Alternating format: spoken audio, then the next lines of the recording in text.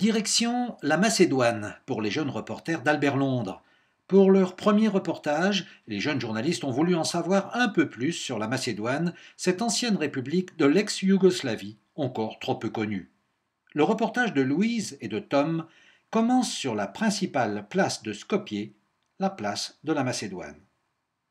Une rangée de caméras, des agents de sécurité très présents.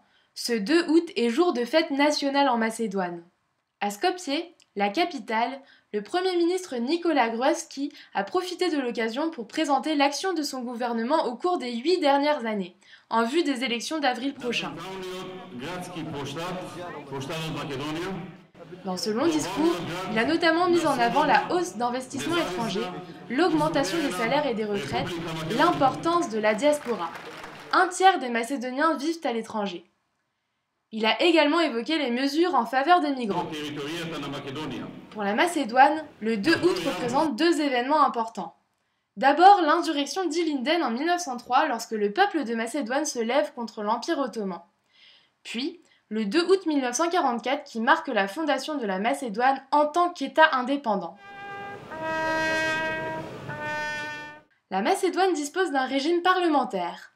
Le pays constitue un mélange entre plusieurs peuples. 64% de Macédoniens, 25% d'Albanais et une mosaïque d'autres nationalités. Serbes, Turcs, Roms. Autres chiffres, 55% d'orthodoxes, 33% de musulmans et 10% de catholiques. L'afflux des migrants n'épargne pas la Macédoine. 4000 d'entre eux passent chaque jour dans ce petit pays de 2 millions d'habitants. Bloqués auparavant, ils sont désormais autorisés à rester 24 heures en transit sur le territoire. La Macédoine a des relations souvent difficiles avec son grand voisin, la Grèce, pourtant son principal partenaire économique. Certains observateurs estiment que cette situation géopolitique est en grande partie responsable de la pauvreté du pays. Le salaire moyen en Macédoine est de 24 000 dinars, soit 392 €. La Macédoine a pour priorité stratégique le processus d'adhésion à l'Union européenne. Le pays possède le statut de candidat depuis 2005 et a entamé les réformes nécessaires.